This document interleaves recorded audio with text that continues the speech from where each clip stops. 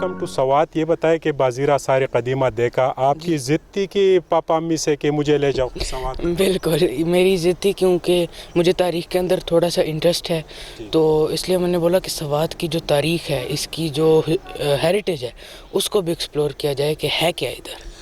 یہاں پہ عبادت گاہیں بھی آپ نے دیکھی, جو تعلیم کا نظام تھا وہ بھی آپ نے اسٹڈی کیا, پکچر بنائے ان کے, تو کیا اس پہ مزید جو آپ کے دوست تھے ان کو آگاہ کرو گے کہ سوات کا وزٹ بھی کرے, کیونکہ علاقہ بھی خوبصورت ہے اور یہ سائٹ بھی دیکھیں؟ بالکل ان کو بولوں گا کہ وزٹ کریں, کیونکہ اس کی اپنی ایک اسپریچول انرجی ہوتی ہے جو بندے کو راغب کرتی ہے اس کے بارے میں اور پڑھے.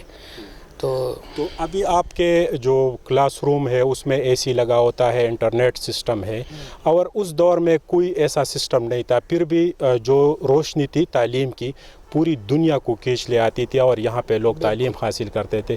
تو جو آپ کے دوست تعلیم سے سائٹ پہ ہیں ان کو کیا میسج؟ ان کو بولوں گا کہ تعلیم ایک امپورٹنٹ چیز ہے لائف کے اندر آگے بڑھنے کے لیے. تو ان کو یہ بھی بولوں گا کہ ادھر کیونکہ تعلیم بہت اس کے اوپر فوکس ہوا کرتا تھا, تو یہاں پہ پورس اور الیگزینڈر اور اورنگزیب جیسے بڑے بڑے فاتحین پیدا ہوئے, اور انہوں نے بالکل سکندر اعظم.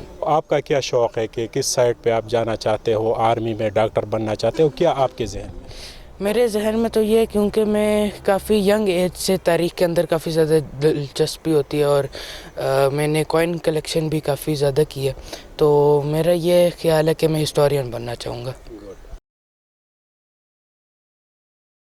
بریکوٹ میں دریافت ہونے والا بازیرہ شہر کو دیکھنے کے لیے پورے ملک سے لوگ آتے ہیں. اس وقت air chief marshal retire Sohail امان کے فیملی اور اس کے بیٹے کے تاثرات آپ نے سن لیے. ضرورت اس بات کی ہے کہ اپنے بچوں کو تعلیم کے زیور سے ضرور آراستہ کرے.